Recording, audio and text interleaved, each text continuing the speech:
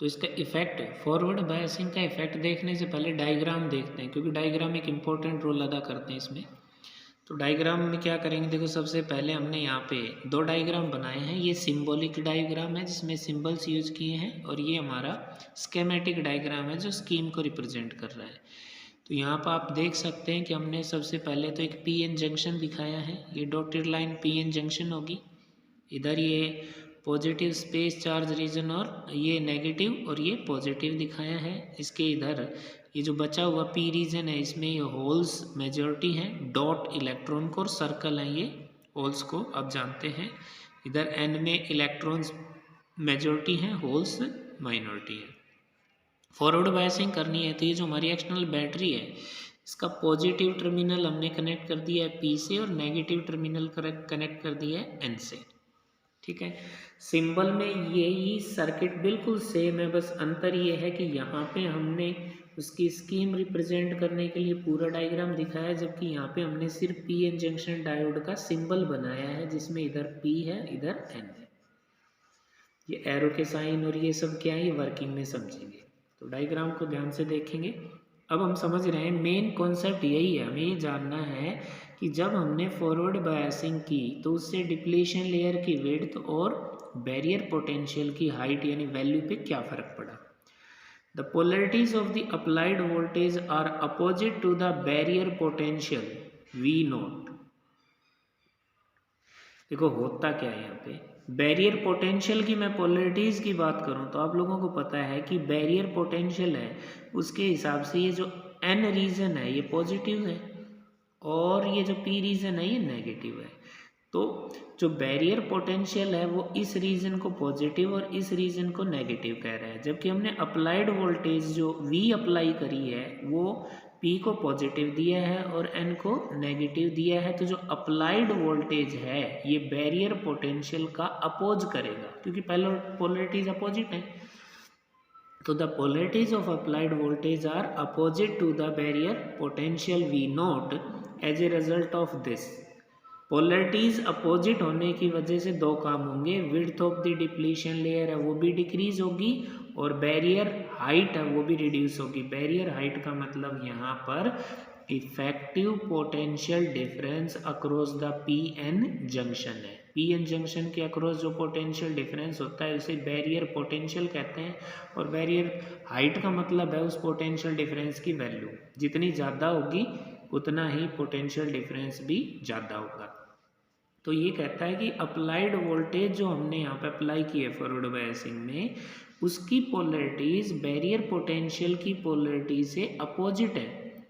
इसी कारण से विड्थ ऑफ डिप्लीशन लेयर भी डिक्रीज होगी और बैरियर की जो हाइट है वो भी रिड्यूस होगी यानी डिक्रीज होगी।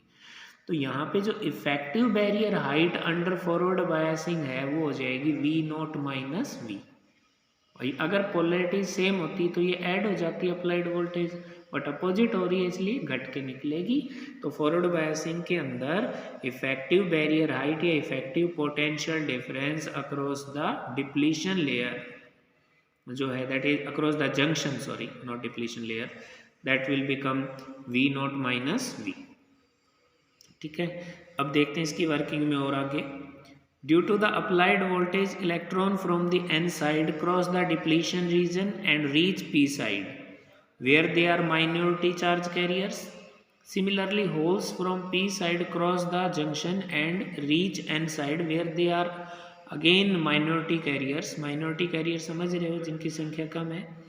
This process under forward bias is known as minority carrier injection. भाई कुल मिला के जो माइनॉरिटी कैरियर इंजेक्शन की प्रोसेस को समझने के लिए यहाँ देखें, हमें पता है कि पॉजिटिव टर्मिनल पी साइड से जोड़ दिया, नेगेटिव टर्मिनल एन साइड से जोड़ दिया।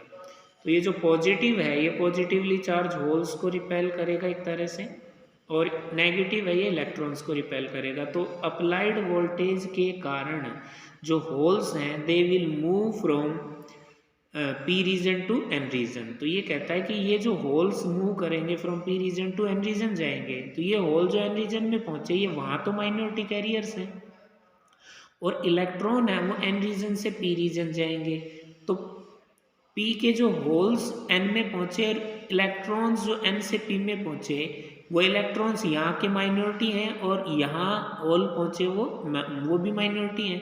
तो होल्स का p से n की तरफ और इलेक्ट्रॉन्स का n से p की तरफ जाना under the effect of applied voltage, ये जो प्रोसेस है कहलाती है माइनॉरिटी कैरियर इंजेक्शन। इंजेक्ट करने का मतलब होता है किसी चीज़ को दवाई इंजेक्शन करते हैं, दवाई डालते हैं, इसी तरह से माइनॉरिटी कैरियर्स को एक दूसरे रीजन में इंजेक्ट कर दिया है। This process is known as minority carrier injection. Due to the concentration difference these minority charge carrier inject minority charge carriers, ये कह रहा है due to concentration difference these minority charge carrier, these का मतलब है जो p से n में पहुंचे हुए होल्स और n से p में पहुंचे हुए इलेक्ट्रॉन्स, इन मतलब यहाँ ब्रैकेट में लगा दिया ताकि क्लियरली पता हो कि माइनॉरिटी चार्ज कैरियर कौन से हैं। Injected electrons and holes diffuse from junction edge to the other end of the p side और n साइड। ये कहना चाह रहा है कि यहाँ फिर से समझे, इसके जो P है वो जैसे डिप्लीशन लेयर को क्रॉस करेंगे तो यहाँ पर इकट्ठे होंगे P जो है वो, तो यहाँ जो होल्स हैं वो इकट्ठे होंगे, इनकी कंसंट्रेशन यहाँ ज़्यादा है उधर कम है तो ये डिफ्यूज कर जाएंगे।